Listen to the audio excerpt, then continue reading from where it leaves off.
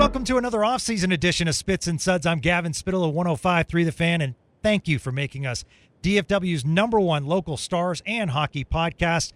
Boy, we have an exciting one for you today. I'll admit up front, and if you listen to this podcast, you guys know it. You know I pump his tires all the time. When he scored that amazing playoff goal against the Avs, my social media lit up. I kept saying, "That's your guy, Gavin." Heck yeah, he is. We welcome into the program my guy. We both hail from Essex County. It's Colin Blackwell. Stick tap for joining us, buddy. Thanks for having me. I appreciate it. Yeah, absolutely. All right, let's start off with the most important stuff. What an awesome Instagram post. Your kiddo just had his first birthday, as you guys called it, his first rodeo, including a horse, by the way. I mean, you look good in that hat, but that horse was impressive. Yeah, I gotta give all the credit to my wife. She obviously planned a lot of that out, and just living in Dallas this past year of just a Western theme and cowboy theme, and the first rodeo, I thought it was pretty cool, and she did a great job of setting that all up. And we live in Wisconsin in the summer, so a lot of local farms around here, and it was easy to get that done, and she did a great job. And you can't believe he's already 1 year old. So as a dad, the question is, I mean, that's a high bar to set, with the pony and the rodeo theme. I mean, 2 and 3 and onward upwards. You guys, you have that bar pretty high. I'm not looking at it as that. I hope that's not the case. I think he got his first, and it was a good celebration of the last great year that we just had. But yeah, I don't know if you can top that one off. Yeah, absolutely. All right, so congrats are in order. Last month, you signed a new 2-year deal with the Stars. Take us through July 1st. What an interesting day as a player. It's just so many free agent deals happening. Where was your head at, and did you know it was going to be Glenn Gulletson when you actually signed with the Stars? No, I didn't, to be honest with you. There was a lot of stuff, probably a lot more moving pieces from a coaching standpoint. And for me, I had so much fun last year. I really enjoyed the group of guys. I thought it was a great fit for myself. And, now I have, my son's in the back seat right now, and I got my wife and son. And, we've been in a lot of different places over the last, 5 seasons, and trying to find that fit where we're comfortable. And, we definitely, have a chance to win every single night. That was something that no matter what, I always wanted to come back, and I'm glad it ended up working out. And especially getting 2 years was a little bit of security for my family and I, and just something that we're extremely excited about. And then, you talk about the coaching change and Glenn and a lot of the people that he's brought in. It's pretty exciting because, that was one of the teams we couldn't get over the hump last year in Edmonton. And some of his knowledge, I'm excited to get to camp and see kind of what the changes are. Were there a lot of teams that were inquiring through you and your agent, or was it like you guys were just focused on Dallas?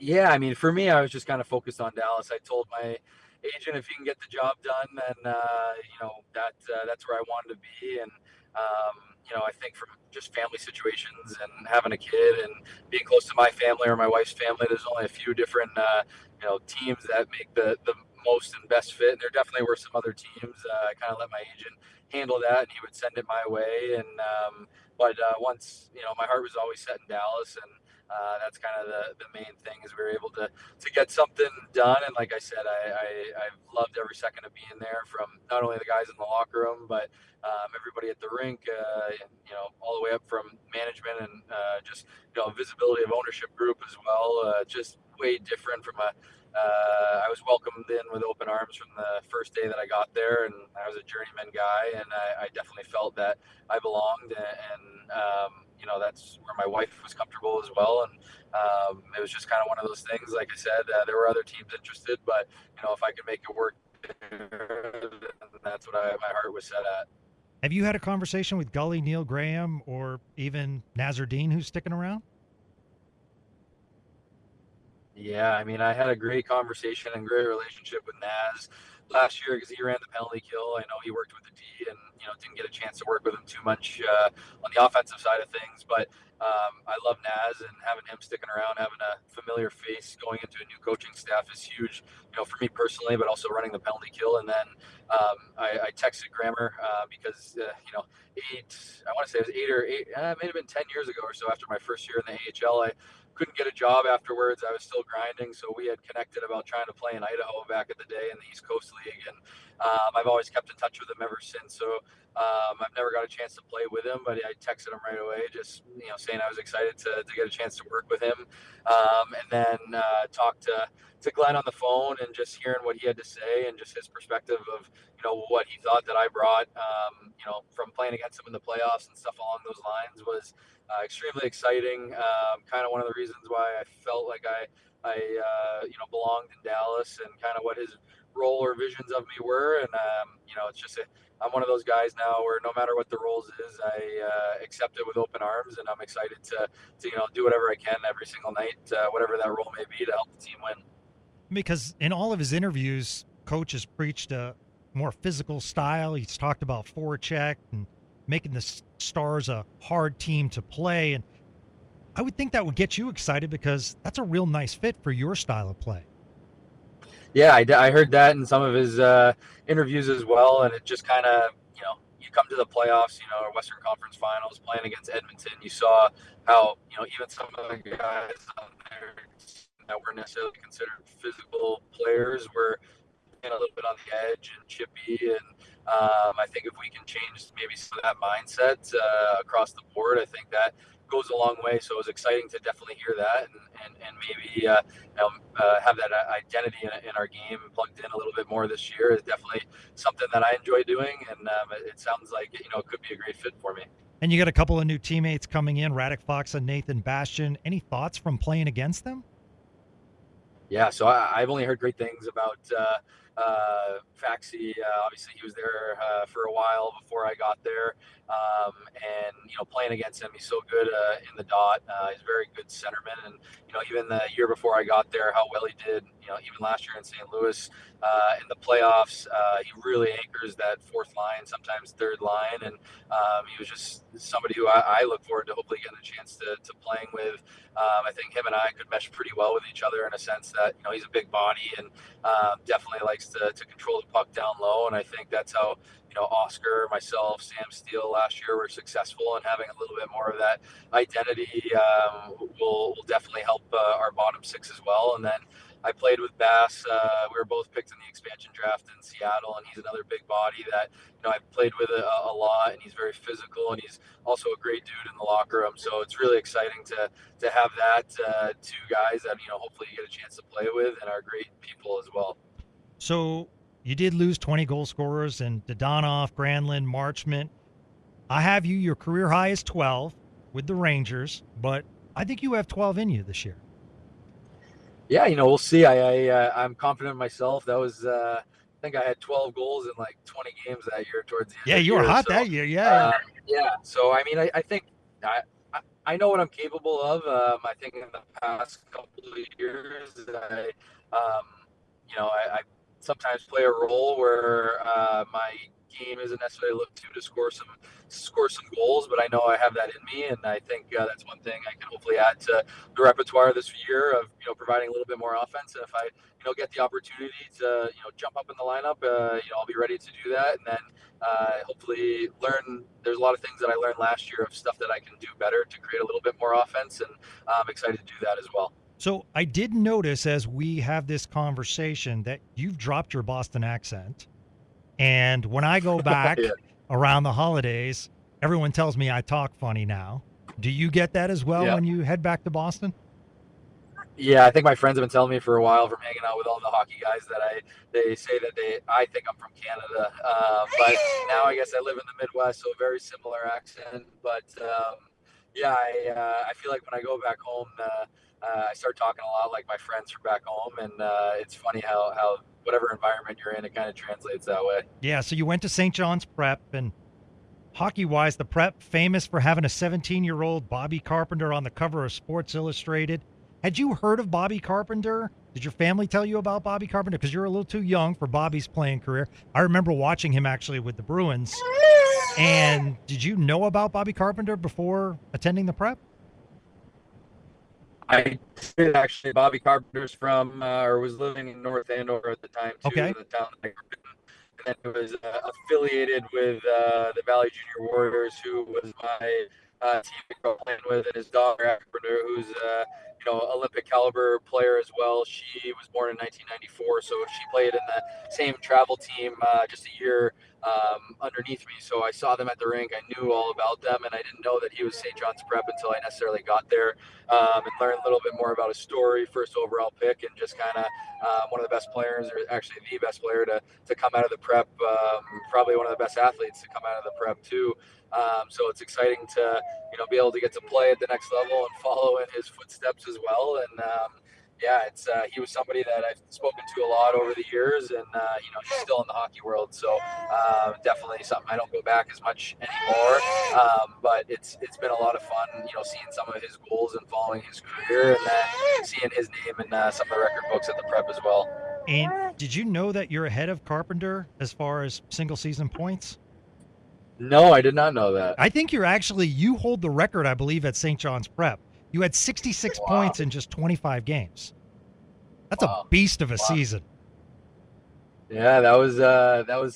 I think it might have been my senior year. That was a fun time. I had good teammates and good line mates. They were some of my best friends, so they set me up pretty good. I was going to say, Shane Iserman, Sam Kirker, Tyler Bird, they all went on to play either in the East Coast League or the AHL as well.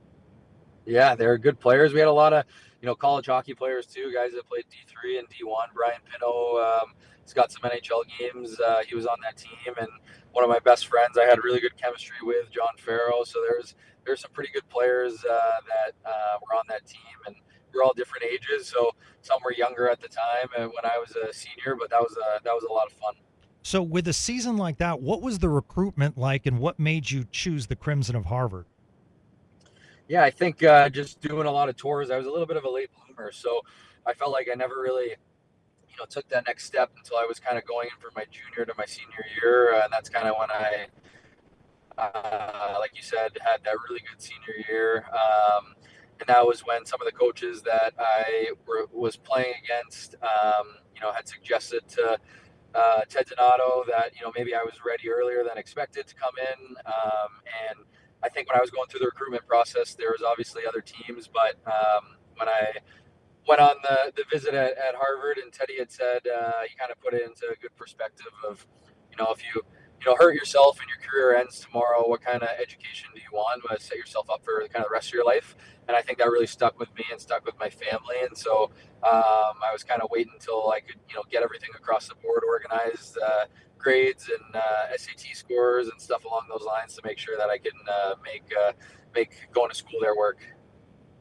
To those listening to this podcast, how do we explain the Bean Pot to people? Because it's such a big deal in Boston. You have Harvard, Northeastern, Boston College, and Boston University. I mean, it's just a one of a kind of little tournament. Yeah, I grew up just watching it, so I knew I always wanted to be a part of that too. And it's the oldest tournament in college hockey, so it has a lot of history. It's played at the TD Garden. Pretty much all of Boston goes to it. It's the first and second Mondays in February every single year. So growing up as a Boston or North Shore of Boston, a Massachusetts hockey player, you just always want to be a part of it. You always want to watch it. Something you always circled your calendar, and I'm grateful that I got a chance to play in it. And had some really good memories. Never got a chance to win, but it was definitely something that was a childhood dream back then to play in that. I got an opportunity to do it. I was going to say, playing at the Garden, did that experience help the first time you laced them up in the NHL and playing at the Garden? Yeah, I mean, I think I lost in the state championship in double overtime in the Garden as well, and then playing in the Bean Pot, and some different experiences. But yeah, definitely by the time I got to the NHL and was able to play against the Bruins, it definitely was. I've been here before. I've done that, and had many different games there. So it's definitely fun going back now. But after having those experiences, getting a chance to go back from as you get higher in all the levels of hockey, it's been cool to play there in high school and college, and then now professionally. Any friendly wagering as it comes about between you, Ritzkovian, and Ottinger as far as the Bean Pot? To be honest with you, I want to say me and Otter had talked about it last year, but I'm pretty sure BU waxed us like 7-2. Yeah, So yeah. it was, it was. I think he went easy on me. It was more along the lines, if I win, I have to wear some BU gear, and vice versa. Okay, yeah. I mean, Ritzy was big on it. When I talked to him last year, that was a big thing for him. Yes, for sure. I mean, I think he did a good job. I want to say he was the captain. I never got a chance to play against him when he was there, but you see how far Northeastern has come and how well they've done the Bean Pot. And him, it was funny because obviously Ritzkovian is not how it looks like phonetically, and so when I read his name on a nameplate, I knew he played at Northeastern. I didn't really know how to say his name at first when he came to camp, and then when I heard him say and how to pronounce his name, I'm like, oh wow, that's the guy that scored the big goal in the Bean Pot, Ritzkovian, because you always watch, even though I'm from afar, and it makes a lot more sense now after following it the last couple of years.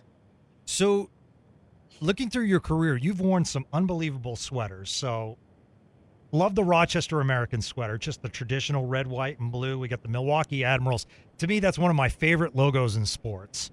Absolutely love that. And then you have the Maple Leafs, Rangers, Blackhawks. So you have 3 of your original 6. Preds, Kraken. Kraken have a real nice jersey. And now the Victory Green. So obviously, no wrong answers. We'll say Victory Green first, so everyone's happy. But other than the Stars, what would be that sweater where you've worn it and you're like, man, this is nice? Yeah, that's definitely, you got to start with Victory Green. That was a great experience for me last year. Outside of the Stars, I have been lucky. There has been some really cool logos. I guess it's cool to be a part of the inaugural season of a franchise in Seattle. So that was, a very cool experience, and wearing that jersey. I think, maybe just hockey history, you go to, some of the original 6 teams that, their logo hasn't really changed over how many years, type of thing. There hasn't been too many rebrands or anything along those lines. So between the 3 of those, it's definitely pretty cool. I'm going to have a great jersey wall, later on in life when I can get these jerseys framed. How early are you coming back to Dallas? Hopefully see you here shortly. I haven't quite Okay. figured it out. Working on it now. All right, so let's end on a good one. With all your stops, my crack research team, which is me, North Shore fried clams or roast beef in Massachusetts.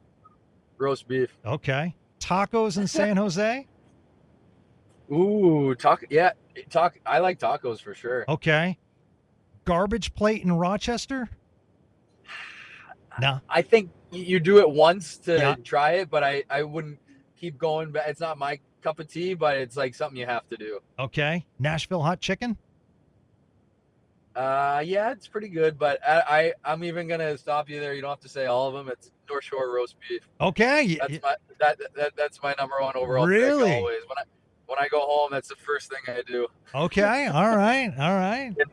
People in Dallas won't understand. No, You no, might no, have to no. post a picture of like I don't know. I grew up my whole life going to Harrison's roast beef, which is no Okay. more in North Andover, but now there's Bella's roast beef, which is a high profile one. So I always stop by there when I back and see my parents. That's my guilty pleasure. I was a Nick's in North Beverly. Nick's roast Yep. beef. So I would go to Nick's when I went to St. John's. All my Beverly and guys that I went to school with, they would always bring me there. But I gotta stay true to my hometown beefs. Love it. Love it. You're a beast for joining us. Thank you so much. Truly appreciate it. Know it's the off season. You got the kiddo with you. Excited for the year in Dallas. Really excited. It's going to be a great year. Excited to see the style of play, and excited that you got that multi-year deal, man. We'll keep pumping the tires of Colin Blackwell on this program, my friend. Well, thank you so much. I appreciate you having me. It's great to talk to a fellow masshole. Absolutely love it. That's Colin Blackwell. We'll be back with another episode of Spits and Suds soon. Until then, have a great day, everyone.